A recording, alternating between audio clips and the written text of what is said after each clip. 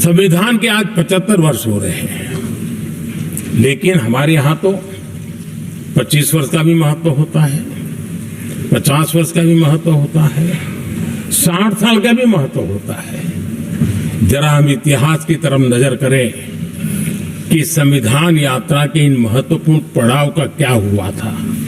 जब देश संविधान के 25 वर्ष पूरे कर रहा था, उसी समय हमारे देश में संविधान को नोच लिया गया, इमरजेंसी आपातकाल लाया गया।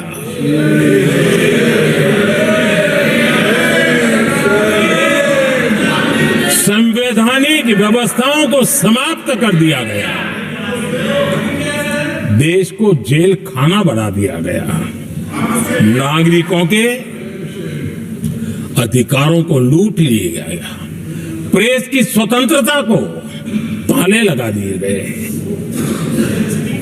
और कांग्रेस के माथे पर जो पाप है ना, वो कभी भी धुलने वाला नहीं है, कभी भी धुलने वाला। यह सिर्फ हिंदुस्तान, दुनिया में जब जब लोकतंत्र की चर्चा होगी, कांग्रेस के माथे का ये पाप कभी धुलने वाला नहीं है, क्योंकि लोकतंत्र का गला घोंट दिया गया था। भारत के संविधान निर्माताओं की तपस्या को मिट्टी में मिलाने की कोशिश की गई थी। आदरणीय सभापति जी, जब 50 साल हुए तब क्या भुला दिया गया था? जी नहीं, अटल बिहारी वाजपेयी जी की सरकार थी और 26 नवंबर को 2000 देश भर में संविधान का 50वां वर्ष मनाया गया था। अटल बिहारी वाजपेयी जी ने प्रधानमंत्री के नाते राष्ट्र को एक विशेष संदेश दिया था। एकता, जनभागीदारी, साझेदारी, उसके महत्व पर बल देते हुए उन्होंने संविधान की भावना को जीने का प्रयास किया था, जनता को जगाने का भी प्रयास किया था। और अध्यक्ष जी, जब देश संविधान का 50 वर्ष मना रहा था और जब 50 वर्ष की पूर्णाहुति हुई, तो ये मेरा भी सौभाग्य था कि मुझे भी संविधान की प्रक्रिया से मुख्यमंत्री बनने का अवसर मिल गया। और मैं जब मुख्यमंत्री था, उसी कार्यकाल में संविधान के 60 साल हुए और तब मैंने तय किया था मुख्यमंत्री के नाते कि हम गुजरात में संविधान के 60 साल मनाएंगे। और इतिहास में पहली बार ऐसा हुआ है जब संविधान के ग्रंथ को हाथी पर बनाई हुई अंबाड़ी में रखा गया, उस विशेष व्यवस्था में रखा गया। हाथी पर संविधान की यात्रा निकल, संविधान गौरव यात्रा निकाली गई और राज्य का मुख्यमंत्री उस संविधान के नीचे हाथी के बगल में पैदल चल रहा था और देश को संविधान का महत्व समझाने का सांकेतिक प्रयास कर रहा था। ये सौभाग्य भी मुझे प्राप्त हुआ था, क्योंकि हमारे लिए संविधान का महत्व क्या है।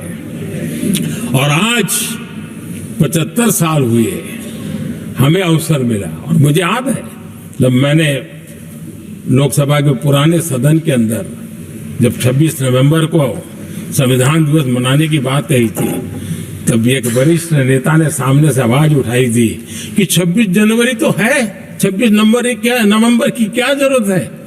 क्या भावना घर कर गई थी, ये बहुत पुरानी बात नहीं है।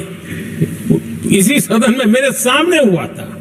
लेकिन आदरणीय सभापति जी, मेरे लिए खुशी की बात है कि इस विशेष सत्र में अच्छा होता, संविधान की शक्ति, संविधान की विविधताओं पर चर्चा होती, नई पीढ़ी को काम आता।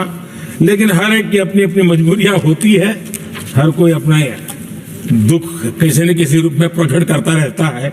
कईयों ने अपनी विफलताओं का दुख प्रकट किया है। अच्छा होता दलगत की भावनाओं से उठ करके देश हित में संविधान की चर्चा हुई होती, तो समृद्धि मिलती, अनेक देश की नई पीढ़ी को आदरणीय सभापति जी, मैं तो संविधान के प्रति विशेष आदर का भाव व्यक्त करना चाहता हूं कि संविधान की भावना थी कि मेरे जैसे अनेक लोग जो यहां पहुंच नहीं पाते, ये संविधान था जिसके कारण हम पहुंच पाए। क्योंकि हमारा कोई बैकग्राउंड नहीं था, हम यहां तक कैसे आते? ये संविधान का सामर्थ्य था, जनता जनार्दन के आशीर्वाद थे। इतना बड़ा दायित्व, और मेरे जैसे बहुत लोग यहाँ भी जिनका ऐसा कोई बैकग्राउंड नहीं है, यही एक सामान्य परिवार से आए हैं, और आज संविधान ने हमें यहाँ तक पहुंचाया है। और ये भी कितना बड़ा सौभाग्य है कि हमें देश ने इतना स्नेह दिया, एक बार नहीं, दो बार नहीं, 3 बार। ये हमारे संविधान के बिना संभव नहीं था। आदरणीय सभापति जी,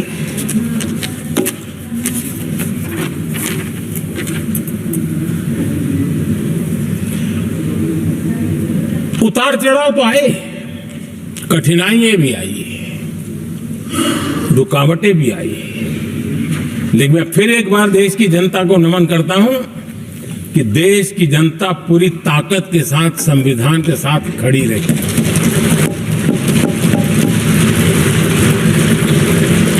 आदरणीय सभापति जी, मैं आज यहां किसी की व्यक्तिगत आलोचना करना नहीं चाहता हूं, लेकिन तथ्यों को देश के सामने रखना जरूरी है, और इसलिए मैं तथ्यों को रखना चाहता हूं। कांग्रेस के एक परिवार ने संविधान को चोट पहुंचाने में कोई कोर कसर नहीं छोड़ी है।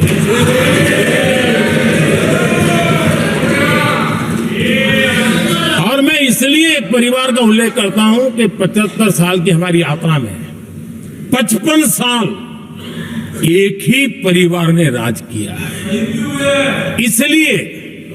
इसलिए देश को क्या क्या हुआ है ये जानने का अधिकार है, और इस परिवार के कुविचार, कुरीति, कुनीति, इसकी परंपरा निरंतर चल रही है। हर स्तर पर इस परिवार ने संविधान को चुनौती दी। आदरणीय सभापति जी, 1947 टू 1952 इस देश में इलेक्टेड गवर्नमेंट नहीं थी, एक अस्थाई व्यवस्था थी, एक सिलेक्टेड सरकार थी, और चुनाव नहीं हुए थे। और जब तक चुनाव न हो तब तक एक इंतरिम व्यवस्था के रूप में कोई खाका खड़ा करना चाहिए, किया गया था। 1952 के पहले राज्यसभा का भी गठन नहीं हुआ था, राज्यों में भी कोई चुनाव नहीं थे, जनता का कोई आदेश नहीं था। उसके बावजूद भी, और अभी तो संविधान निर्माताओं ने इतना मंथन करके संविधान बनाया था 1951 में, जबकि चुनी हुई सरकार नहीं थी, उन्होंने ऑर्डिनेंस करके संविधान को बदला, और किया क्या? अभिव्यक्ति की आजादी पर हमला कर दिया गया।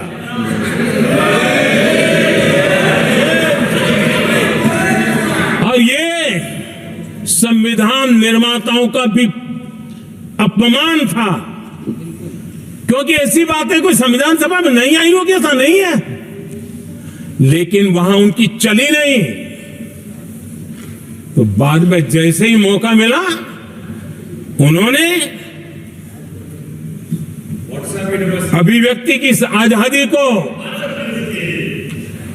उस पर उन्होंने हथौड़ा मार दिया। और ये संविधान निर्माताओं का घोर अपमान है। अपने मन की चीजें जो संविधान सभा के अंदर नहीं करवा पाए, वो उन्होंने पिछले दरवाजे से किया, और वो भी चुनी हुई सरकार के वो प्रधानमंत्री नहीं थे, उन्होंने पाप किया था। इतना ही नहीं, इतना ही नहीं, आदरणीय सभापति जी, उसी दौरान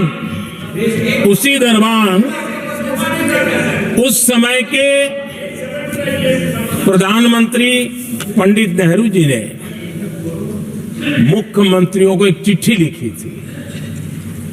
उस चिट्ठी में उन्होंने लिखा था, नेहरू जी लिखते हैं, अगर संविधान हमारे, आगे नेहरू जी लिखते हैं,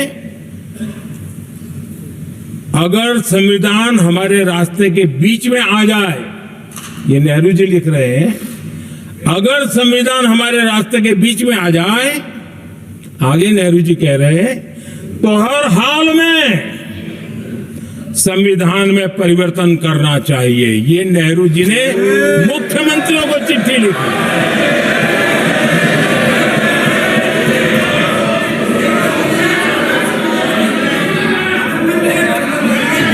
और आदरणीय सभापति जी, ये भी देखिए, 1951 में ये पाप किया गया, लेकिन देश चुप नहीं था। उस समय राष्ट्रपति डॉक्टर राजेंद्र प्रसाद जी ने चेताया, ये गलत हो रहा है। उस समय स्पीकर पद पर बैठे हुए हमारे स्पीकर महोदय ने भी पंडित जी को कहा, गलत कर रहे हो। इतना ही नहीं, आचार्य कृपलानी जी, जयप्रकाश नारायण जैसे महान कांग्रेसी लोगों ने भी पंडित नेहरू ने कहा कि ये रोको, लेकिन पंडित जी का अपना संविधान चलता था, और इसलिए उन्होंने इतने वरिष्ठ महानुभावों की सलाह मानी नहीं, और उसे भी उन्होंने दरकिनार कर दिया। और आदरणीय सभापति जी, ये संविधान संशोधन करने का ऐसा खून कांग्रेस के मुंह लग गया कि समय समय पर वो संविधान का शिकार करती रही। ये खून मुंह पे लग गया। इतना ही नहीं, संविधान के स्पिरिट को लहू लहान करती रही। आदरणीय सभापति जी, करीब 6 दशक में 75 बार संविधान बदला गया। आदरणीय सभापति जी, जो बीज देश के पहले प्रधानमंत्री जी ने बोया था, उस बीज को खाद पानी देने का काम एक और प्रधानमंत्री ने किया। उनका नाम था श्रीमती इंदिरा गांधी।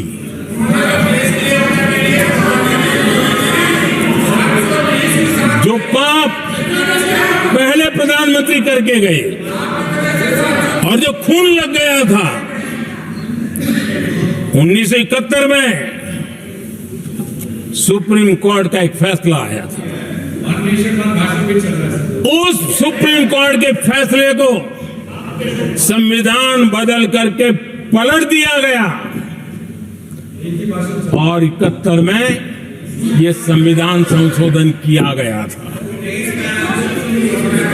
और क्या था, उन्होंने हमारे देश की अदालत के पंख काट दिए थे और यहां पर तो किया था कि संसद संविधान के किसी भी आर्टिकल में जो मर्जी पड़े वो कर सकती है, और अदालत उसकी तरफ देख भी नहीं सकती है। अदालत के सारे अधिकारों को छीन लिया गया था। ये पाप 1971 में उस समय की प्रधानमंत्री श्रीमती इंदिरा गांधी ने किया था।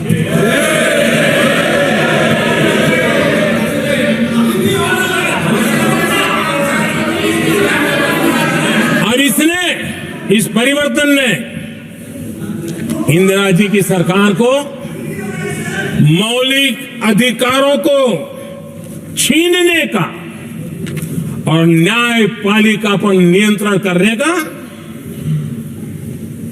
अधिकार दिया, सक्षम बना दिया था। आदरणीय सभापति जी,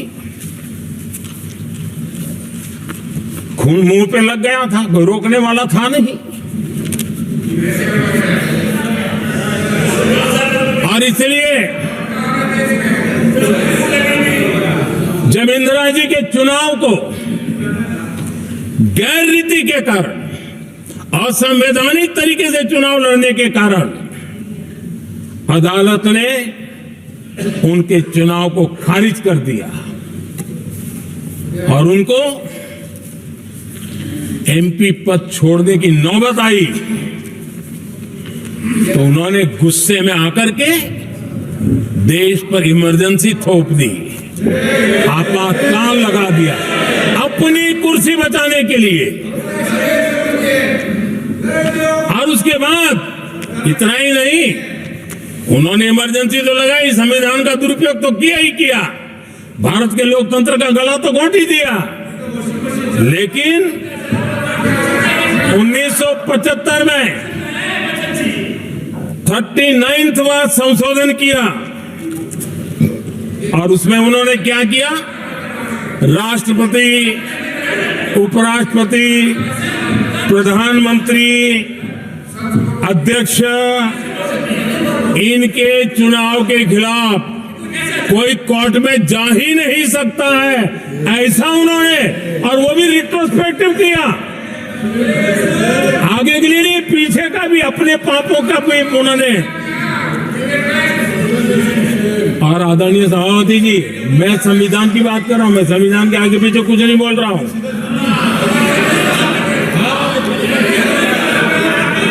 आदरणीय सभापति जी,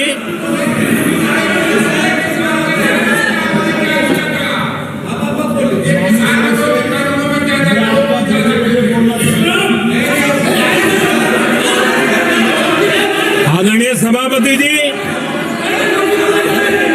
इमरजेंसी में लोगों के अधिकार छीन लिए गए,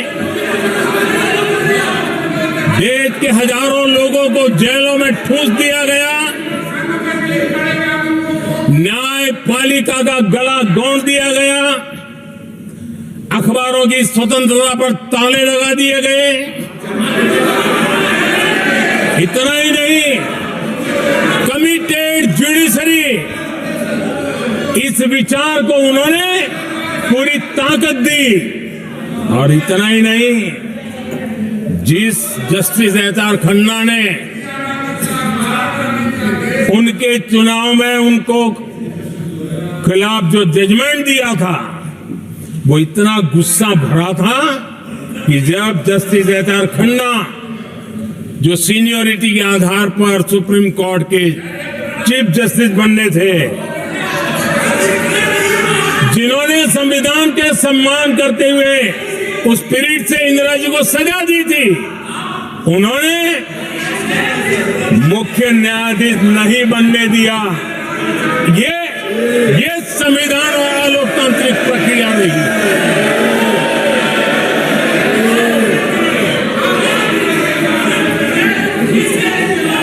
आदरणीय सभापति जी, यहां भी ऐसे कई दल बैठे हैं जिनके मुखिया भी सारे जेल में हुआ करते थे। ये इनकी मजबूरी है कि वहां जाके बैठे हैं, उनको भी जेलों में ठूस दिया गया था। आदरणीय सभापति जी, देश पर जुल्म तांडव चल रहा था, निर्दोष लोगों को जेलों में ठूस दिया जाता था, लाठियां बरताई जाती थी, कई लोग जेलों में मौत के शरण हो गए थे। और एक निर्दयी सरकार संविधान को चूर चूर करती रही थी। आदरणीय सभापति जी, ये परंपरा यहां नहीं रुकी। जो परंपरा नेहरू जी ने शुरू की थी, जिसको दूसरे प्रधानमंत्री जी इंदिरा जी ने आगे बढ़ाया, क्योंकि खून मुंह पे लग गया था, और इसलिए राजीव गांधी जी प्रधानमंत्री बने। उन्होंने संविधान को एक और गंभीर झटका दे दिया। सबको समानता, सबको समानता, सबको न्याय, उस भावना को चोट पहुंचाई। आदरणीय सभापति जी, आपको मालूम है, सुप्रीम कोर्ट ने शाहबानो का जजमेंट दिया था। एक भारत की महिला को न्याय देने का काम संविधान की मर्यादा और स्पिरिट के आधार पर देश की सुप्रीम कोर्ट ने दिया था। एक वृद्ध महिला को उसका हक मिला था सुप्रीम कोर्ट से, लेकिन उस समय के प्रधानमंत्री राजीव गांधी ने शाहबानो की उस भावना को, सुप्रीम कोर्ट की उस भावना को नकार दिया, और उन्होंने वोट बैंक की राजनीति के खातिर संविधान की भावना को बलि चढ़ा दिया और कट्टरपंथियों के सामने सर झुकाने का काम कर दिया। उन्होंने न्याय के लिए तड़प रही एक वृद्ध महिला को साथ देने के बजाय उन्होंने कट्टरपंथियों का साथ दिया। संसद में कानून बना करके सुप्रीम कोर्ट के निर्णय को फिर एक बार पलट दिया गया। आदरणीय सभापति जी, बात वहां से नहीं अटकी है। नेहरू जी ने शुरू किया, इंदिरा जी ने आगे बढ़ाया, और राजीव जी ने भी उसको ताकत दी, खाद पानी देने का काम किया। क्यों? संविधान के साथ खिलवाड़ करने का लहू उनके मुंह लग गया। आदरणीय सभापति जी, अगली पीढ़ी भी इसी खिलवाड़ में जुड़ी पड़ी है।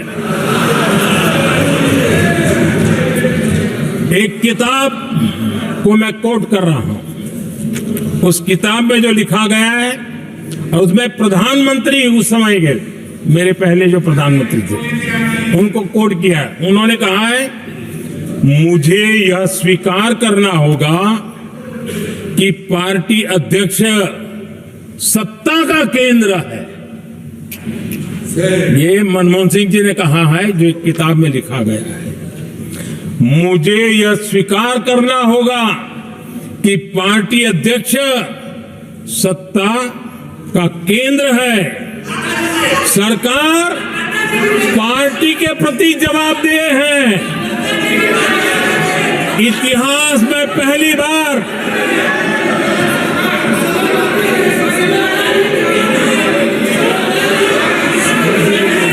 आदरणीय सभापति जी, नहीं, आप सदन इतिहास में पहली बार ये तरीका बिल्कुल ठीक नहीं है। सदन के नेता बोल रहे हैं, आपको मर्यादा रखनी चाहिए। ऐसे सदन नहीं चलेगा इस तरीके से, गलत तरीका आपका ये। माननीय प्रधानमंत्री जी, आदरणीय सभापति जी, इतिहास में पहली बार संविधान को ऐसी गहरी चोट पहुंचा दी गई। संविधान निर्माताओं ने चुनी हुई सरकार और चुने हुए प्रधानमंत्री की कल्पना तक ही हमारा संविधान था, लेकिन इन्होंने तो प्रधानमंत्री के ऊपर एक गैर संवैधानिक, और जिसने कोई शपथ भी नहीं लिया था, नेशनल एडवाइजरी काउंसिल पीएमओ के भी ऊपर बैठा दिया। पीएमओ के ऊपर अघोषित दर्जा दे दिया गया।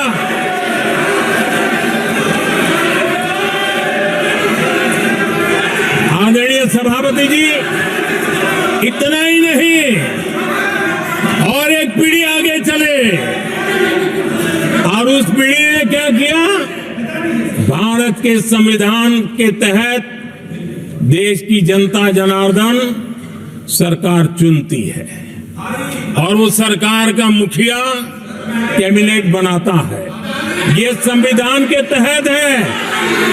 इस कैबिनेट ने जो निर्णय किया, संविधान का अपमान करने वाले अहंकार से भरे लोगों ने पत्रकारों के सामने कैबिनेट के निर्णय को फाड़ दिया।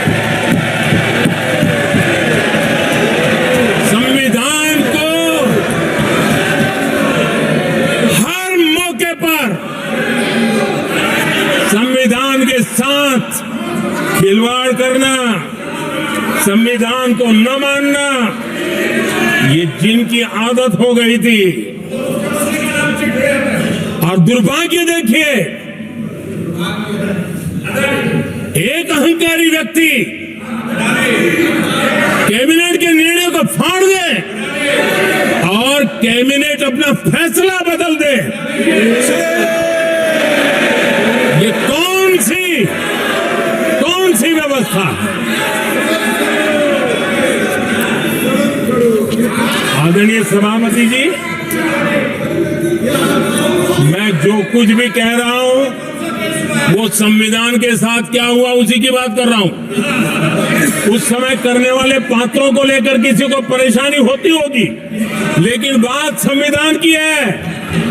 मेरे मन के और मेरे विचारों को मैं अभिव्यक्त नहीं कर रहा हूं।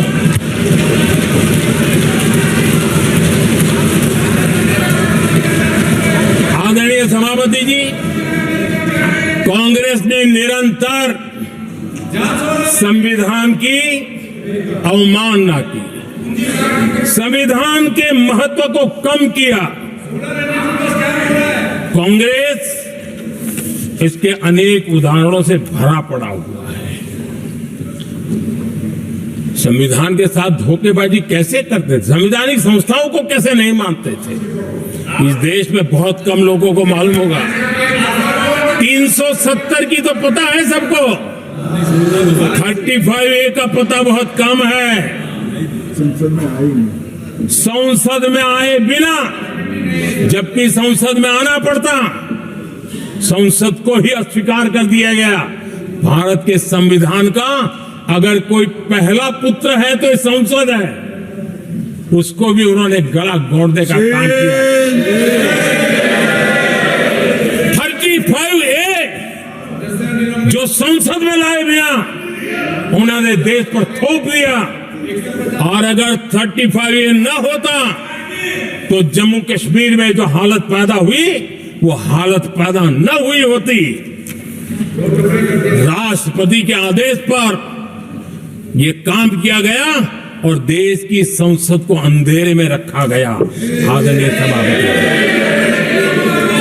ये संसद का अधिकार था, कोई अपनी मनमानी से नहीं कर सकता था, लेकिन और उनके पास बहुमत था, कर सकते थे, लेकिन वो नहीं किया क्योंकि पेट में पाप था। देश की जनता से छुपाना चाहते थे। आदरणीय सभापति जी, इतना ही नहीं, बाबा साहब आंबेडकर जिनके प्रति आज सम्मान का भाव सब कोई अनुभव कर रहा है, और हम लोगों के लिए तो बहुत विशेष है, क्योंकि हम लोगों के लिए तो जीवन में बहुत बड़ी जो कुछ भी रास्ते मिले ना वहीं से मिले हैं। आदरणीय सभापति जी, बाबा साहब आंबेडकर, इनके प्रति भी इनके मन में कितनी कटुता भरी थी, कितना द्वेष भरा था। मैं आज उसके डिटेल में जाना नहीं चाहता हूं, लेकिन जब अटल जी की सरकार थी तब बाबा साहब आंबेडकर, उनका जो महापरिनिर्वाण भूमि है वहां पर अलीपुर रोड पर अटल जी की सरकार में बाबा साहब आंबेडकर जी के स्मृति में एक स्मारक बनाना तय हुआ। अटल जी के समय यह नहीं हुआ। दुर्भाग्य देखिए, 10 वर्ष यूपीए की सरकार रही, उसने इस काम को नहीं किया, न होने दिया। बाबा साहब आम्बेडकर का जब हमारी सरकार आई, बाबा साहब आम्बेडकर के प्रति हमारा श्रद्धा होने के कारण हमने अलीपुर रोड पर बाबा साहब मेमोरियल बनाया और उसका काम किया। आदरणीय सभापति जी, दिल्ली में जब बाबा साहब आम्बेडकर के 1992 में, उस समय चंद्रशेखर जी कुछ समय थे, तब एक निर्णय किया गया था, आम्बेडकर इंटरनेशनल सेंटर यही जनपद के पास 40 साल तक वो कागज पे ही पड़ा रहा, नहीं किया गया। और तब जाकर के 2015 में हमारी सरकार आई और हमने आकर के इस काम को पूरा किया। बाबा साहब को भारत रत्न देने का काम भी जब कांग्रेस सत्ता से बाहर गई तब संभव हुआ। इतना ही नहीं, आदरणीय सभापति जी, बाबा साहब आम्बेडकर के 125 साल तो हमने पूरी दुनिया में बनाए थे, विश्व के 120 देशों में बनाने का काम किया था। लेकिन जब बाबा साहब आम्बेडकर की शताब्दी थी, तब अकेली बीजेपी की सरकार थी मध्य प्रदेश में। सुंदरलाल जी पटवा हमारे मुख्यमंत्री जी थे। और महू में जहां बाबा साहब आम्बेडकर जी का जन्म हुआ था, उसको एक स्मारक के रूप में पुनर्निर्माण करने का काम सुंदरलाल पटवा जी जब मुख्यमंत्री थे तब मध्य प्रदेश में हुआ था। शताब्दी के समय भी उनके साथ यही किया गया था। आदरणीय सभापति जी,